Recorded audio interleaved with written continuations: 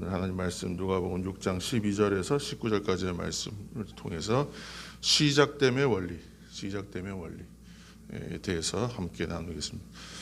시작됨의 원리는 순종의 원리입니다. 먼저 결론을 얘기하자면 오늘 특별한 새벽 셋째 날 시작됨의 원리라는 제목으로 하나님 말씀을 나눌 때에 오늘 말씀을 통해서 우리의 영적인 다시 한번 성장이 있고 또 우리 또 부흥하는 시작이 일어나게 되는 역사가 있기를 다시 한번 바랍니다. 영적인 성장과 부흥에는 영적인 원리가 존재한다. 그래서 영적인 원리에 대해서 참 많은 분들이 여러 가지로 해석하고 설명하고 정의하고 또 나눕니다. 오늘 이제 13절 말씀 보시면 밝음에 그랬어요. 밝음에 그 제자들을 부르사 그 중에서 12를 택하여 사도라 칭하셨으니 그랬습니다. 사도는 아포스톨로스라는 말이잖아요. 그래서 보내심을 받았다, 보내셨다는 얘기잖아요. 그러니까 제자들을 부르셨고 12를 택하셨는데 또 그들을 보내셨다. 후에는요, 보내셨다. 예수님께서는 제자로 부르시고 궁극적으로는 그들을 사도로 보내십니다. 그러니까 이렇게 부름받았던 제자들이 사도로서 교회를 세워가게 되는 것입니다. 예수님 제자들을 부르셨고 그들이 사도가 되어 교회를 세워갔다는 것입니다. 그러므로 첫 번째는 우리는 이거 주님이 하신다는 것을 믿음으로 순종해야 됩니다. 왜 그런가? 부르심에 대해서도요 순종해야 되는 것이고요, 보내심에 대해서도 순종해야 되는 것입니다. 그렇게 할 때에 성장이 있고 변화가 있고 부흥이 일어난다는 것입니다.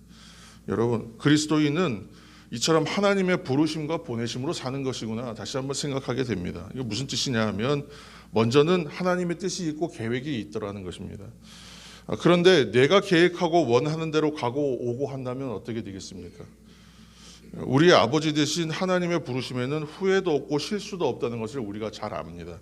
이것을 다시 한번 기억하는 아침이 되기를 바랍니다. 그러므로 부르심에 응답하고 보내심에 순종해야 되겠구나 생각하게 된다는 것이죠. 그러니까 순종하면 반드시 승리하게 됩니다. 어저께 우리 기도에 대한 이야기하면서도 기도가 있는가 없는가로 그리스도인 삶이 나눠진다고 그랬어요. 기도하는 사람은 하나님의 능력 힘입어 사는 것이고 기도하지 않는 사람은 자신의 힘으로 사는 것이다 그랬습니다.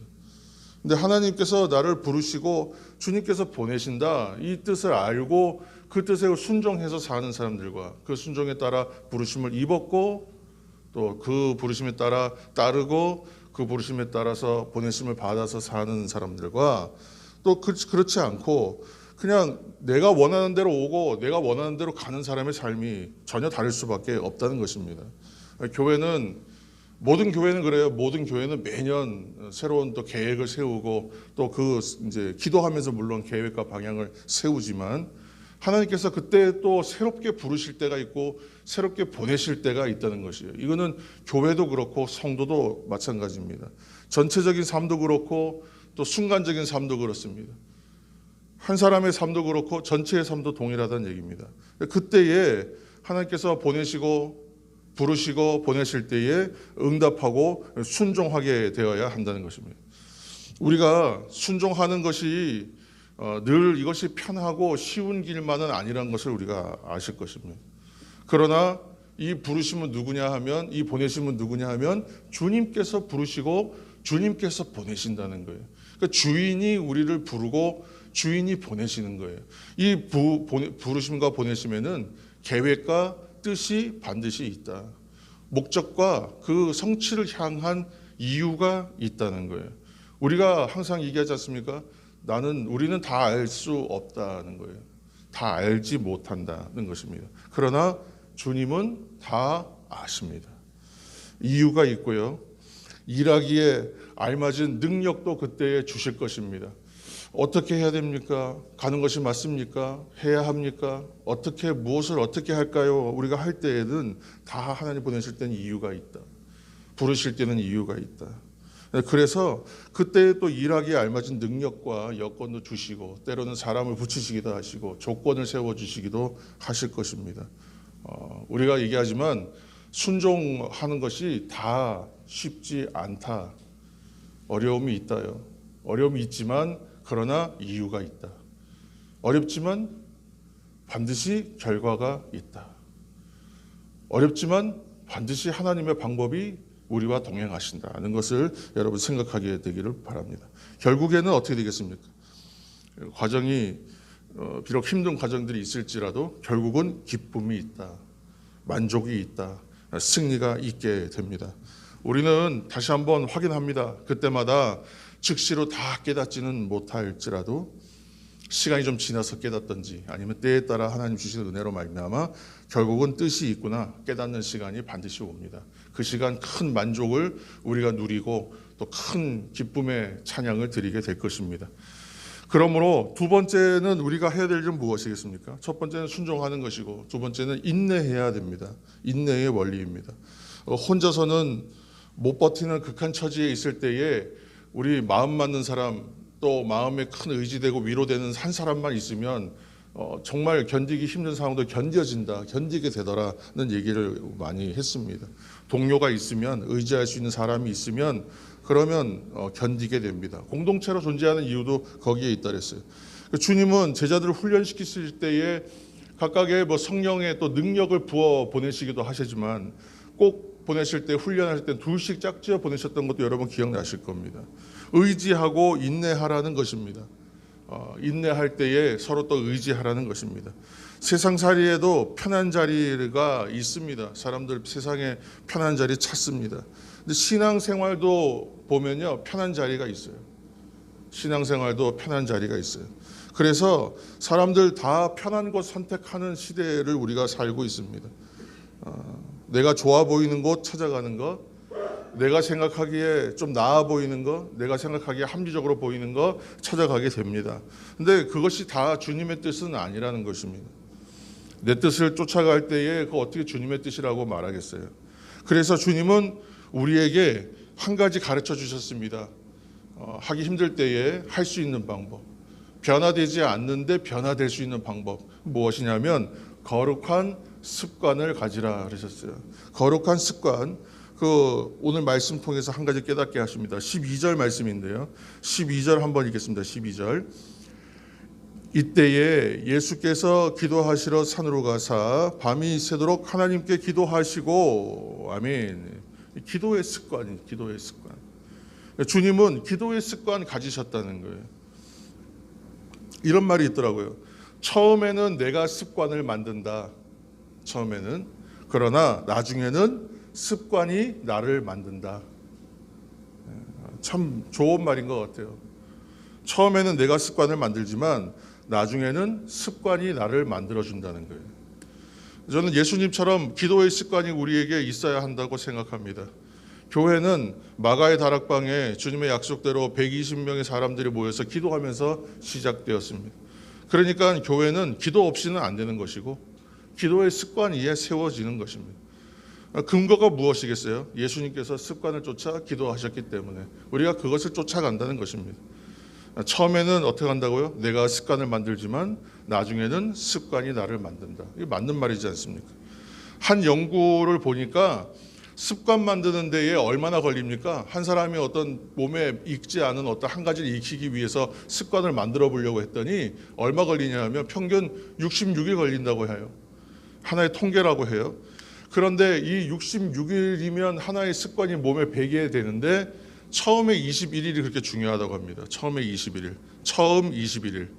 그래서 처음에 21일을 잘 견디고 그 21일씩의 텀을 3번을 견뎌내면 몸에 습관이 좀 붙는다고 해요.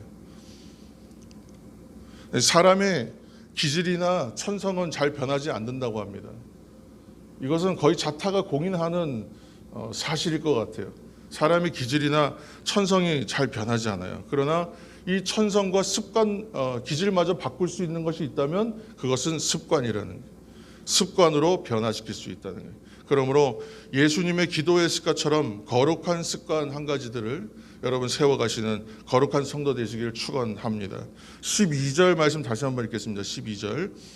이때에 예수께서 기도하시러 산으로 가사 밤이 새도록 하나님께 기도하시고 아멘. 우리가 기억하는 대표적인 순종의 기도를 떠올리면 겟세마네의 기도잖아요. 이제 지금 예수님께서 기도하셨다 그랬어요. 기도하시러 산으로 가사 밤이 서도록 하나님께 기도하시고 그랬어요. 그래서 이 단어를 이게 좀 살펴보았어요. 그랬더니 이 때에 기도한다라는 이 기도의 말은 하나님의 뜻을 듣는 기도, 겟세마네의 기도처럼 순종하는 기도의 의미를 담은 표현을 썼어요. 그래서 이때의 기도는 나의 뜻을 집중적으로 간구하는 간구의 기도라기보다는 하나님의 뜻을 듣는 순종하는 기도에 가까운 기도의 형태였다는 것입니다. 듣는 기도라고 해요. 또 순종하는 기도라고 말할 수 있어요. 주님이 약속하신 것을 기다리라고 해서 모였던 것이 마가의 다락방에 모였던 120명이었죠. 기도 형태는 무엇이었던가가 중요하지는 않습니다. 그때 다 부르짖어서 기도하고 간절하게 기도하지 않았겠습니까? 그러나 그때의 그것이 내 뜻을 간구하는 시간이 아니라 하나님의 뜻을 기다리는 시간이었다. 하나님의 뜻을 듣고자 하여 하나님의 뜻이 응답으로 왔을 때에 그 뜻에 순종하기 위한 기도의 시간이었다는 것입니다. 그래서 우리는 그 시간을 순종의 기도라고 한번 그 성격을 규정하는 것입니다. 그래서 말씀하옵소서 종이 듣겠나이다 하면 여러분 떠오르는 인물이 있으시죠? 바로 사무엘입니다. 사무엘이라는 이름은 샤마의 듣는다라는 이름에서 그 뜻에서 나온 이름입니다. 하나님께서 들으셨다는 뜻이기도 합니다. 듣는 것이죠. 듣는 것은 순종을 말합니다. 그래서 교회는 기도의 습관 위에 세워지는 것인데 그래서 교회는 기도하는 집이라 불릴 수 있고요. 그런 의미에서도 듣고 순종할 때에 교회가 세워져 간다는 것입니다. 오늘 명단에 보면 제자들의 이름들이 다 나와 있습니다. 근데 그 이름들의 특징이 있다면 무엇이겠어요? 저는 특징 한 가지 들 수 있을 것 같아요. 간단히 말하자면 특별한 사람은 없었다는 것입니다. 특별한 사람은 없었다. 뭐가 특출한 사람, 신분이 대단히 이렇게 눈에 띄는 사람 없었다는 것입니다. 그러나 그들의 특징은 뭐예요? 다양하게 부르셨다는 것입니다. 교회는 주님의 부르심으로 시작되는 거예요. 내가 나를 부를 수가 없어요. 부르심을 입은 거예요. 내가 가는 것이 아니에요. 내가 가고 싶은 것 가는 것이 아니라 부르실 때에 보내실 때에 순종할 때 그렇게 하나님의 역사가 나타나게 된다는 것입니다. 주님은 오늘도 우리를 그렇게 부르셨고 또 보내시고 있습니다. 그리고 순종할 때에 하나님께서 우리들을 잘하게 하실 것입니다. 내가 할 수 있는 것은 없습니다. 그러나 다만 하나님의 뜻을 듣고 하나님의 뜻에 순종할 때에 역사는 나타난다.